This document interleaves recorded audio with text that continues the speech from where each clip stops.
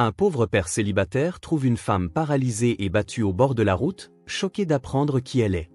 Avant de commencer l'histoire, n'oubliez pas d'aimer et de vous abonner à la chaîne pour voir plus d'histoires comme celle-ci.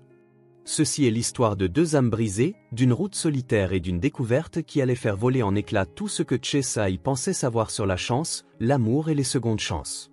Ce qu'il trouva en cette matinée brumeuse d'octobre n'était pas seulement une femme laissée pour morte. C'était le début de quelque chose qui allait bouleverser son monde.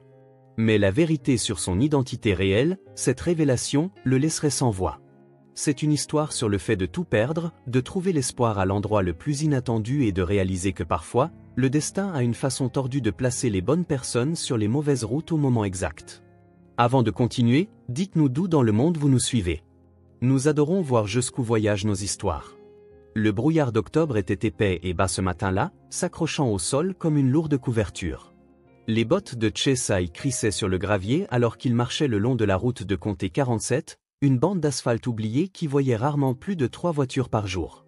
Il marchait depuis environ 40 minutes, à peu près à 5 km de l'ancienne ferme, se dirigeant vers la propriété des Hutchinson, où il avait promis d'aider à réparer un toit de grange. La paie n'était pas énorme, mais c'était quelque chose. Et quelque chose valait mieux que rien quand on avait une fille de 6 ans qui dépendait de vous. C'est alors qu'il l'a vue. Au début, cela ressemblait à un tas de vêtements sombres que quelqu'un avait jetés dans le fossé de drainage. Mais quelque chose dans la forme lui noua l'estomac. Non, pas des vêtements. Une personne. Il s'est mis à courir, le cœur battant la chamade. Et vous m'entendez? En se rapprochant, les détails devinrent horriblement clairs. C'était une femme, gisant immobile dans le fossé peu profond, son corps tordu dans un angle contre nature. Son tailleur était déchiré et sale, couvert de boue et de sang séché. Son visage était couvert d'ecchymoses au point d'être méconnaissable. Enflé, violet, le genre de blessures infligées par des poings, pas par une chute. Chase tomba à genoux à côté d'elle, sa formation de secouriste de chantier prenant le dessus. Il pressa 2 doigts contre son cou, cherchant un pouls. Il était là, faible, mais présent. « Madame. Madame, vous m'entendez » Aucune réponse. Sa peau était glaciale sous ses doigts. Ce n'était pas un accident. Personne ne tombe dans un fossé pour finir dans cet état. Quelqu'un avait violemment battu cette femme et l'avait laissée ici pour mourir. Mais il y avait autre chose qui lui glaça encore plus le sang. Ses jambes, la façon dont elles étaient positionnées, l'atrophie musculaire visible même à travers son pantalon déchiré. Et là, à moitié enfoui dans la terre à côté d'elle, des traces dans la boue, comme si quelque chose à roues était passé par là. Un fauteuil roulant. Quelqu'un avait battu une femme qui ne pouvait pas marcher et avait jeté son corps ici, au milieu de nulle part.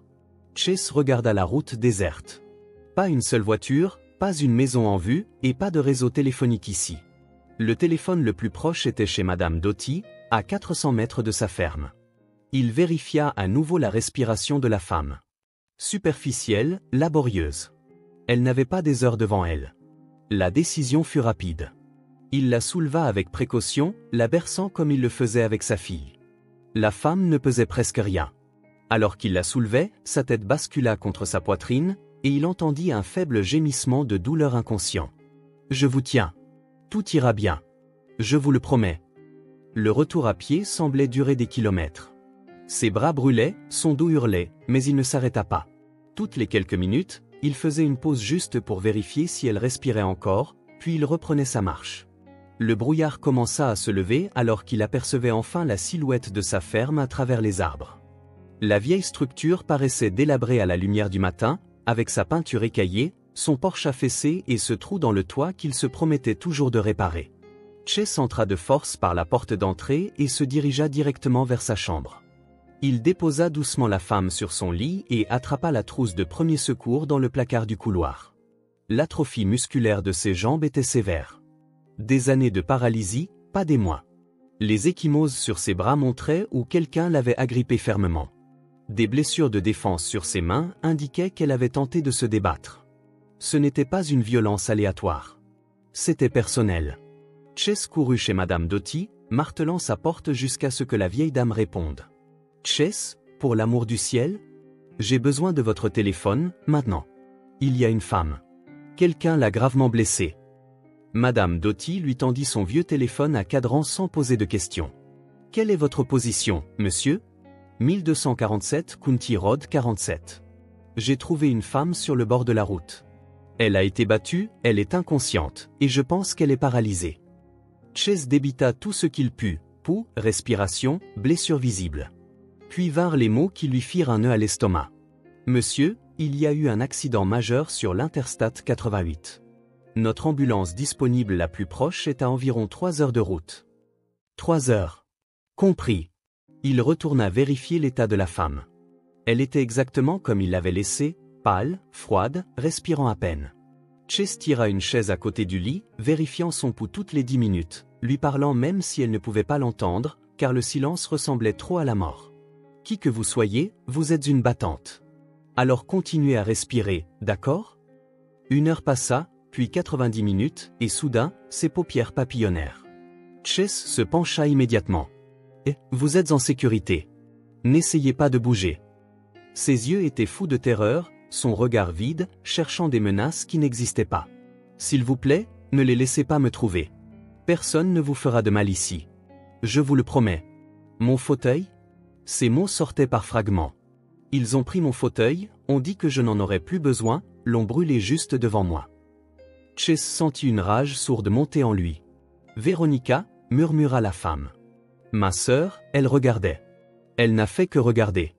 Chut. Gardez vos forces. Les secours arrivent.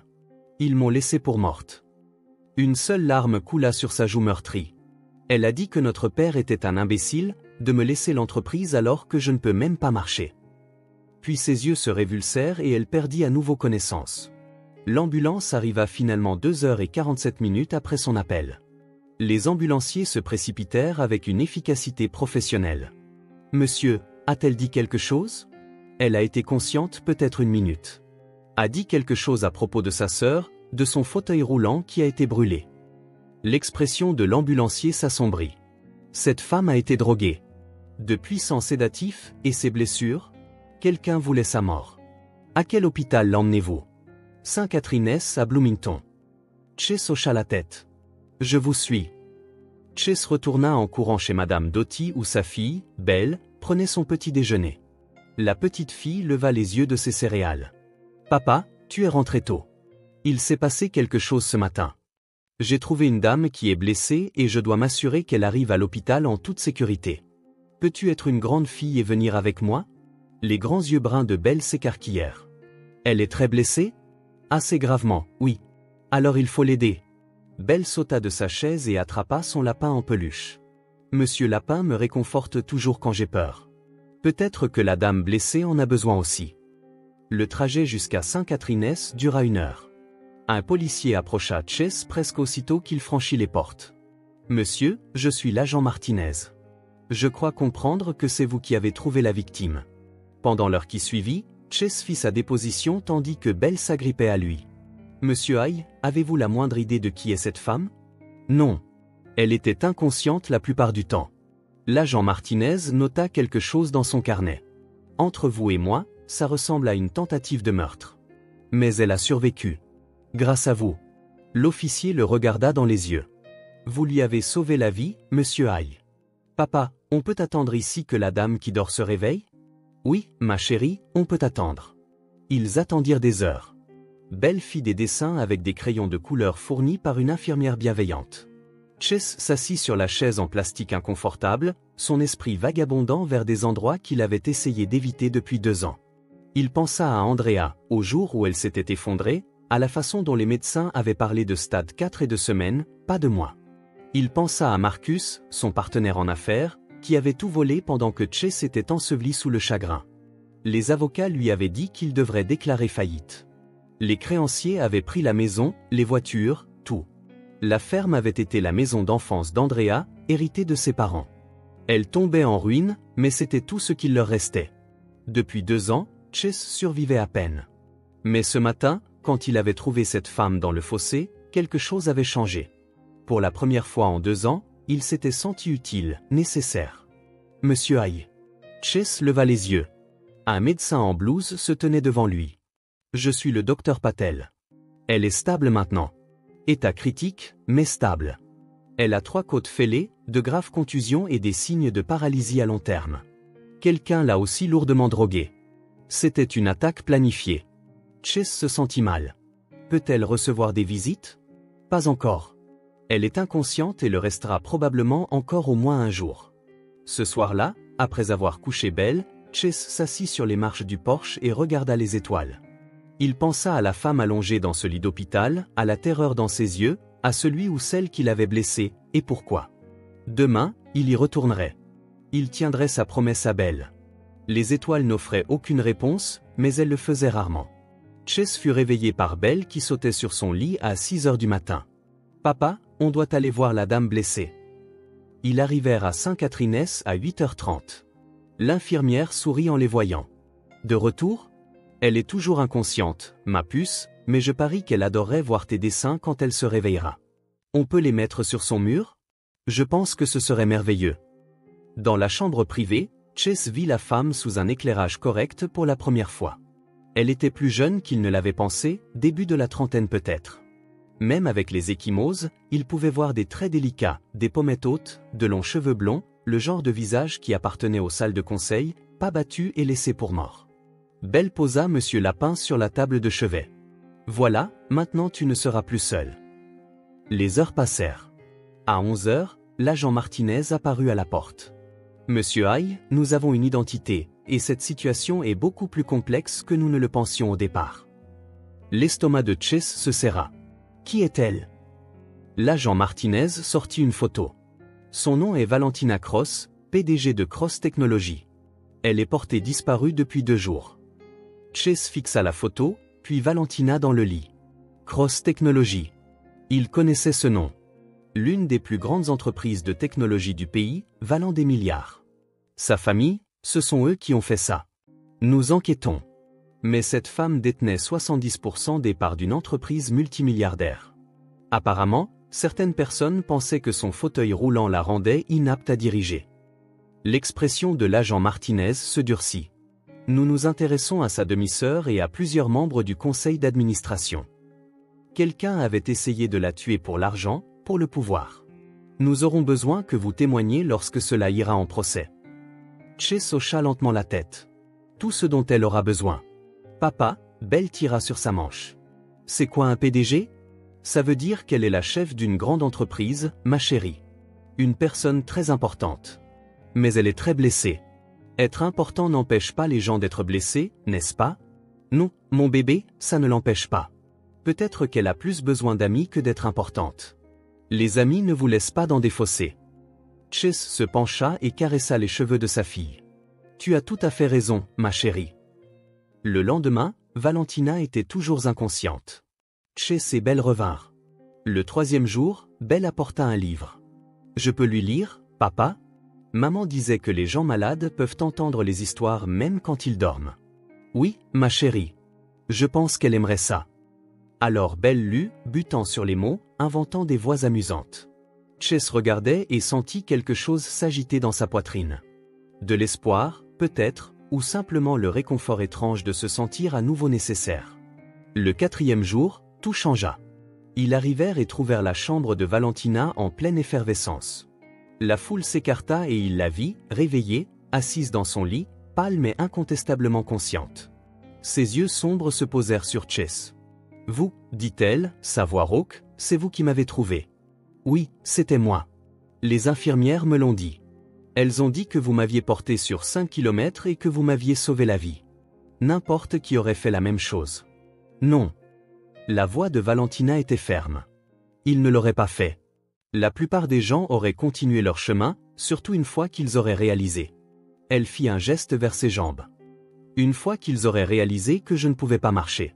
Vous n'êtes pas brisé, dit Chase avant de pouvoir se retenir. Leurs regards se croisèrent et se maintinrent. Papa, je peux dire bonjour maintenant? L'expression de Valentina s'adoucit.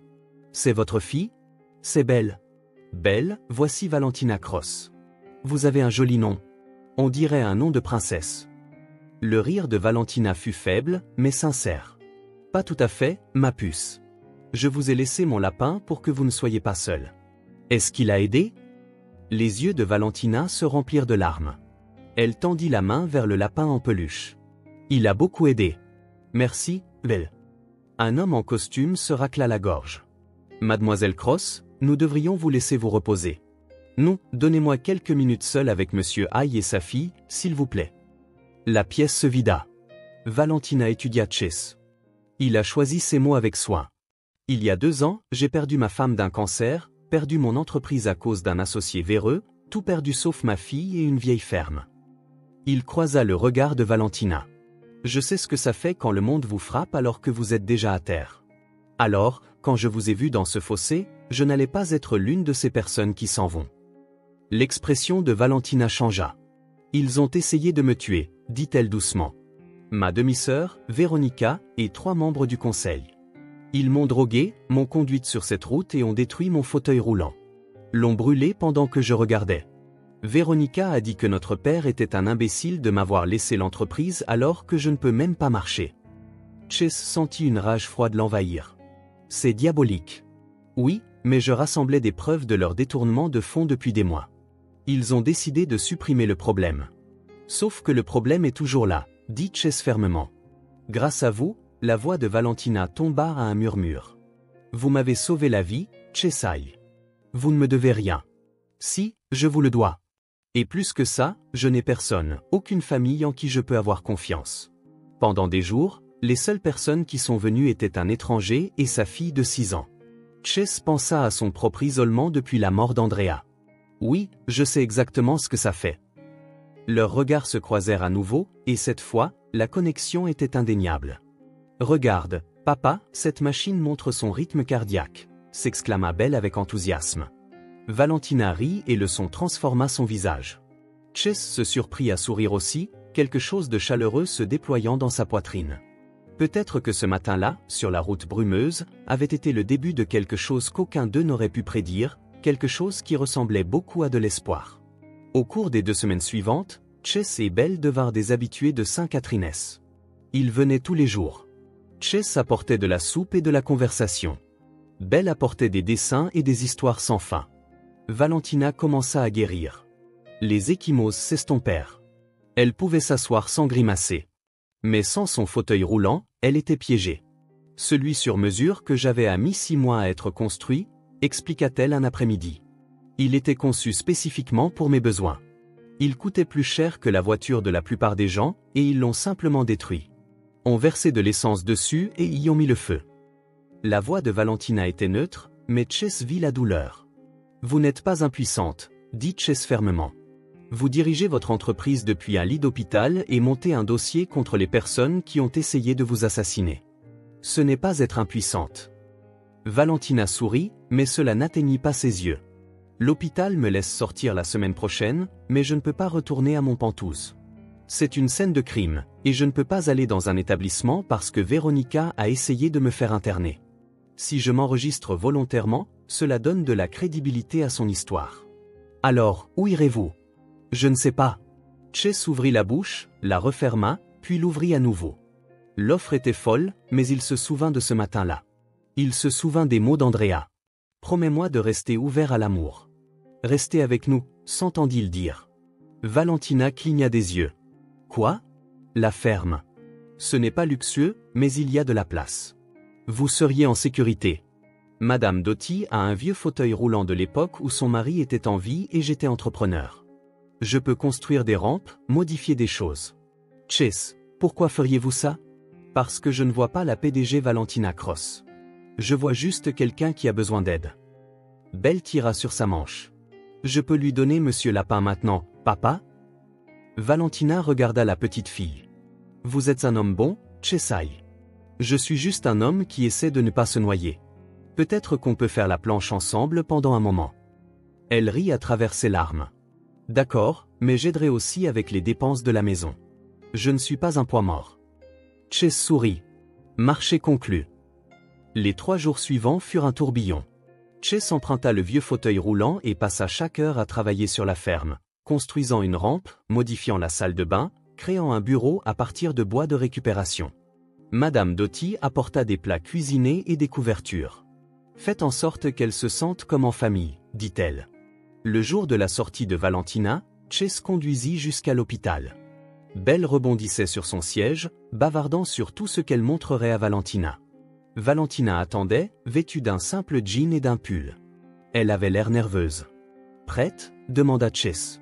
Valentina fixa le vieux fauteuil roulant, puis s'y hissa avec une efficacité bien rodée. « C'est parfait », dit-elle. Le trajet fut silencieux. Lorsqu'ils arrivèrent devant la ferme, avec sa peinture écaillée et son porche affaissé, Valentina l'étudia. « C'est magnifique. Vous êtes une très mauvaise menteuse. »« Je suis sérieuse. On se sent comme à la maison. » Chase la sortit du camion, essayant de ne pas remarquer comment ses mains s'attardaient à sa taille. À l'intérieur, Valentina se déplaça lentement dans chaque pièce. Elle s'arrêta devant le bureau qu'il avait construit. « Vous avez fait ça ? Rien d'extraordinaire. » Chase. Elle se tourna pour le regarder. « C'est la chose la plus gentille que quelqu'un ait jamais faite pour moi. » Il ne savait pas quoi dire. Comment cela pouvait-il être possible ? « Vous méritez la gentillesse, » dit-il simplement. Leurs regards se croisèrent et la cuisine de la ferme sembla très chaleureuse. Puis Belle entra en titubant. « Mademoiselle Valentina, vous êtes là. Venez voir ma chambre. » Le moment fut rompu, mais la chaleur demeura. La première semaine fut une période d'ajustement. Valentina travaillait à distance, reconstruisant son entreprise depuis la ferme. Chase retourna à ses petits boulots et Belle se nomma l'assistante officielle de Valentina. 1 papillon, 2 papillons, 3 papillons, comptait-elle pendant que Valentina faisait ses étirements de physiothérapie. Les soirs, après que Belle soit allée au lit, Chase et Valentina s'asseyaient près de la cheminée. Ils parlaient de tout. Elle lui raconta l'isolement d'être PDG, comment son fauteuil roulant était devenu à la fois un défi et un professeur. Les gens vous traitent différemment. Ils parlent plus lentement, prennent des décisions pour vous sans demander. Ils agissent comme si votre handicap vous définissait. Ça doit être épuisant. Ça l'est. Mais ça m'a appris qu'il valait la peine de garder dans ma vie. Chase sentit le poids de son regard. Belle a dit, tu es le seul adulte qui ne lui parle pas comme si elle était stupide. Elle est brillante. Pourquoi le ferais-je ? Exactement. Chase se pencha en arrière. J'ai perdu ma femme il y a 2 ans. Cancer. 6 semaines entre le diagnostic et il ne put finir. Puis mon associé a tout volé. J'ai perdu la maison, l'entreprise, j'ai fini ici parce que c'était tout ce qu'il nous restait. Je suis désolé, dit doucement Valentina. Le deuil est une chose, mais l'isolement après, les gens ont cessé d'appeler parce qu'ils ne savaient pas quoi dire. Je comprends ça, dit Valentina. Quand j'ai eu mon accident d'équitation, la moitié de mes amis ont disparu. Je n'étais plus pratique. Ils restèrent assis en silence. 2 personnes qui avaient été laissées pour compte, trouvant de la compréhension l'une en l'autre. Puis-je vous demander quelque chose ? La voix de Valentina était hésitante. N'importe quoi. Pourquoi n'êtes-vous pas en colère ? Il réfléchit attentivement. J'ai été en colère pendant des mois, mais ensuite Belle m'a demandé pourquoi j'étais si triste tout le temps. Elle a dit que sa maîtresse lui avait dit que les papas tristes ne peuvent pas voir les choses heureuses. J'ai réalisé que je pouvais soit rester en colère, soit trouver les bons moments. C'est de la survie. Il se tourna pour la regarder. Vous comprenez ça ? Vous avez survécu toute votre vie, à vous prouver, à bâtir un empire malgré tout le monde qui disait que vous ne pouviez pas. Chase, je ne pense pas que vous réalisiez à quel point vous êtes extraordinaire. Vous m'avez sauvé la vie. Vous avez ouvert votre maison. Vous me traitez comme une personne, pas comme un cas de charité. Vous me voyez, tout simplement. Ce n'est pas extraordinaire. C'est juste être humain. Peut-être que c'est ce qui le rend si rare. Leurs regards se croisèrent et se maintinrent. Chase tendit lentement la main. Elle ne se retira pas. Sa main recouvrit la sienne et ses doigts s'entrelacèrent avec les siens. Ils restèrent ainsi longtemps, les mains jointes, les cœurs s'ouvrant prudemment. Les semaines suivantes prirent un rythme. Chase préparait le petit déjeuner et partait travailler. Valentina commandait son entreprise depuis son bureau. Belle rentrait à la maison débordant d'histoires. Mademoiselle Valentina, regarde, je t'ai dessiné un PDG. C'est magnifique, Belle. J'aime particulièrement les ailes de papillon. C'est parce que tu es magique. Chase observait ces interactions avec un cœur qui semblait trop plein. Un soir, Valentina insista pour aider à préparer le dîner. Ils travaillèrent côte à côte et Chase sentit quelque chose changer. Après le dîner et l'heure du coucher de Belle, Chase descendit et trouva Valentina par terre en train de faire des exercices. « Besoin d'un partenaire ?» demanda-t-il. « Toujours. » Il s'assit à côté d'elle, comptant les répétitions. Les exercices étaient épuisants, mais elle se dépassait. Assez, dit finalement Chase. Vous allez vous blesser. Une série de plus. Valentina. Sa main recouvrit la sienne. C'est assez. Elle le regarda, respirant fort, puis hocha la tête. Aidez-moi à remonter. Il la souleva délicatement dans le fauteuil roulant, mais au lieu de s'éloigner, elle resta près de lui. Merci, dit-elle doucement, de ne pas me traiter comme si j'étais fragile. Vous êtes la personne la moins fragile que je connaisse. Je me sens fragile avec vous, d'une bonne manière. Comme si c'était d'accord de ne pas être forte tout le temps. Chase s'accroupit pour qu'il soit au même niveau. La main de Valentina vint se poser sur sa joue. Chase, je crois que je suis en train de tomber amoureuse de vous, et ça me terrifie. Son cœur battait la chamade. Pourquoi? Parce que j'ai tout perdu une fois. Je ne pense pas que je survivrai à vous perdre, vous aussi. Chase recouvrit la main de Valentina avec la sienne, embrassant sa paume. Vous n'allez pas me perdre. Vous ne pouvez pas le savoir. Non, mais je sais que vous trouvez a été la première fois en 2 ans que j'ai senti que ma vie avait un but. Je sais qu'entendre votre rire avec Belle me rend plus heureux que je ne le pensais possible. Je sais que quand je rentre à la maison et que je vous vois ici, j'ai l'impression que peut-être je n'ai pas tout perdu. Peut-être que j'ai juste trouvé quelque chose de différent. Les yeux de Valentina se remplirent de larmes. C'est la plus belle chose que l'on m'ait jamais dite. Alors les gens vous ont dit les mauvaises choses. Elle le tira plus près et il l'enlaça. Ils se serrèrent dans les bras. 2 personnes brisées découvrant que parfois, les morceaux cassés s'emboîtent parfaitement. Le lendemain matin, Belle les trouva endormis près de la cheminée. Chase dans le fauteuil, Valentina dans son fauteuil roulant, leurs mains toujours entrelacées. « Papa, tu tiens la main de mademoiselle Valentina. » Chase se réveilla en sursaut. « Qu'est-ce qui ne va pas, ma chérie? » « Rien ne va, mais tu l'aimes bien, ce qui veut dire qu'on va peut-être devenir une famille. » Valentina rit. « Bonjour, Belle. C'est vrai? Tu aimes bien mon papa? » Valentina regarda Chase. « Oui, beaucoup. Ça te va? » Le visage de Belle s'illumina du plus grand des sourires. « C'est le meilleur. On peut avoir des pancakes pour fêter ça? » Pendant que Chase préparait le petit déjeuner, il regardait Valentina et Belle à table. « Ça, pensa-t-il. C'est le bonheur. » 3 semaines plus tard, le nouveau fauteuil roulant sur mesure de Valentina arriva. Le fauteuil élégant et high-tech ressemblait à un objet de film de science-fiction. On dirait un vaisseau spatial. Mais avant que Valentina ne s'y installe, Belle apparut avec des autocollants de papillons. Pour porter chance. Valentina regarda le fauteuil coûteux, puis la petite fille. « Tu as raison. Où devrions-nous les mettre ?» 20 minutes plus tard, le fauteuil roulant noir et élégant était couvert de papillons scintillants. Lors de sa vidéoconférence ce soir-là, un membre du conseil commenta les autocollants. « Un cadeau d'une amie, » dit Valentina doucement. « Pour me rappeler ce qui compte vraiment. » Novembre arriva avec des vents froids. Chase avait finalement économisé assez pour réparer son camion, ce qui signifiait plus de travail, mais de plus longues heures loin de la maison. Un soir, il trouva Valentina au téléphone, parlant un espagnol rapide à quelqu'un qui lui posait clairement des problèmes. Elle semblait autoritaire, puissante, une PDG jusqu'au bout des ongles. Quand elle raccrocha, elle avait l'air épuisée. Appel difficile. Ancien partenaire commercial qui essaie de se soustraire à un contrat. Il pensait pouvoir me manipuler parce que... Elle fit un geste vers son fauteuil roulant. « Qu'est-ce que tu lui as dit ?» Le sourire de Valentina était acéré. « Je lui ai dit que j'ai survécu à une tentative de meurtre. Je n'ai pas peur de lui. » Chase rit. « Rappelle-moi de ne jamais te contrarier. Tu es en sécurité. Tu n'es pas une affaire commerciale. » « Qu'est-ce que je suis, alors ?» Elle se rapprocha. « Tu es la personne qui me fait me souvenir de ce que c'est que de se sentir en sécurité. Tu es la raison pour laquelle je pense à ce qui vient après la vengeance. Après avoir fini de reconstruire mon entreprise.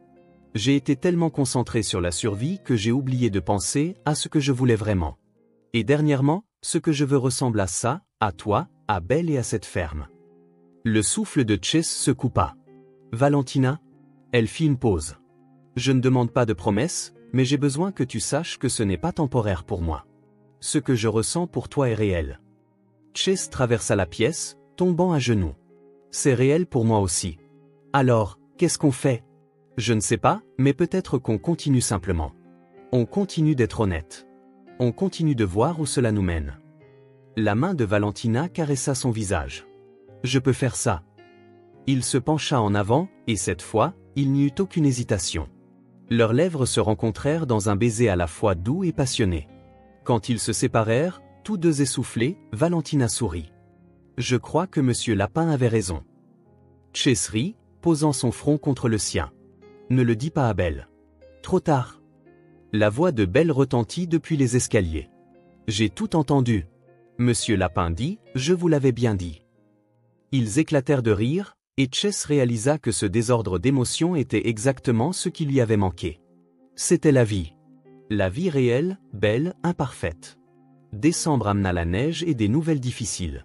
La date du procès fut fixée à fin janvier. Valentina devrait retourner à Chicago. Je dois y retourner, dit-elle un soir. L'entreprise a besoin de moi, et les affaires juridiques, je sais, dit Chase. Viens avec moi.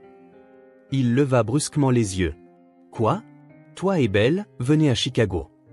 Valentina continua précipitamment. J'ai une maison en banlieue, 4 chambres, un immense jardin, d'excellentes écoles, et... Chase, mon entreprise a besoin d'un nouveau chef des installations et de la construction. Valentina, je ne peux pas accepter la charité. Ce n'est pas de la charité. Tu as bâti Caldwell Construction pour en faire une entreprise de 3 millions de dollars. Tu as l'expérience dont j'ai besoin, et plus que ça, sa voix s'adoucit. Je suis en train de tomber amoureuse de toi, Chesai. Être loin de toi a été une torture. Je ne veux pas faire ça séparément. Je nous veux ensemble. Chase eut l'impression que le sol se dérobait sous ses pieds. Tu m'aimes? Oui, idiot. Je t'aime. J'aime ta fille. J'aime cette ferme et ta détermination à tout réparer. J'aime que tu me vois comme une personne. J'aime. Il l'embrassa, coupant court à ses mots. Quand ils se séparèrent, ils pleuraient tous les deux. Je t'aime aussi, murmura-t-il. Je ne pensais pas pouvoir ressentir ça à nouveau. Tu mérites tout. Laisse-moi te le donner. Pas comme de la charité, mais comme quelqu'un qui t'aime. Et cet endroit? Chase regarda autour de lui. Garde-le. Mais Chase, ne te piège pas dans le passé. Andrea voudrait que tu vives. Il pensa à Belle, qui méritait de meilleures opportunités, à l'avenir qu'il pourrait construire avec Valentina s'il était assez courageux. Je peux y réfléchir? Bien sûr. Mais Belle, écoutant à nouveau aux portes, avait d'autres idées. Papa, on peut aller à Chicago, s'il te plaît, s'il te plaît? La maison de mademoiselle Valentina n'a probablement pas de trou dans le toit, et je veux vraiment qu'on soit une vraie famille. Chase regarda le visage plein d'espoir de sa fille, puis l'espoir prudent de Valentina, et sentit quelque chose se briser en lui. Peut-être qu'il était temps d'arrêter de simplement survivre. Oui, dit-il. Oui, faisons-le. Belle poussa un cri de joie, le visage de Valentina se transforma de soulagement, et Chase sentit pour la première fois en 2 ans que l'avenir était prometteur. Il contenait de l'amour. 4 mois plus tard, Chase se tenait dans son nouveau bureau au 15e étage de la tour Cross Technology, regardant l'horizon de Chicago. Derrière lui, la porte de son bureau s'ouvrit. « Monsieur Hay, vous avez une visite », dit son assistante. Valentina entra, ressemblant en tout point à la PDG. « Salut, l'étranger. On déjeune ?» Chase sourit. « La patronne m'invite à un rendez-vous ? Considère ça comme une évaluation de performance. » Elle se rapprocha et il l'embrassa. Le procès s'était terminé des semaines auparavant. Véronica et les membres du conseil avaient été reconnus coupables, risquant des décennies de prison. Valentina avait complètement restructuré Cross Technology, mettant en œuvre des initiatives d'accessibilité inspirées par Belle. L'entreprise était florissante. Mais Chase connaissait la véritable histoire. Il ne s'agissait pas d'une PDG reconquérant son empire. Il s'agissait de 2 personnes brisées se trouvant l'une l'autre et choisissant de construire quelque chose de beau à partir des décombres. « Comment va Belle ?» demanda Valentina. Elle s'est fait 3 nouveaux amis aujourd'hui. Bien sûr. Monsieur Lapin est une légende. Ils descendirent en ascenseur dans un silence confortable. La ferme était toujours là, en Illinois. Ils y allaient le week-end, mais Chicago était devenu leur maison. Au déjeuner, Valentina sortit une petite boîte. Le cœur de Chase s'emballa. Qu'est-ce que c'est? À l'intérieur se trouvait une clé. La ferme. Je l'ai fait rénover. Nouveau toit, tout a été réparé. J'ai pensé qu'on pourrait l'utiliser comme lieu de retraite. Chase fixa la clé. Je ne te mérite pas. Si, tu me mérites. Tu m'as vu quand j'étais au plus bas et tu n'es pas parti. Ce genre d'amour sauve des vies. Je t'aime tellement que ça me fait peur.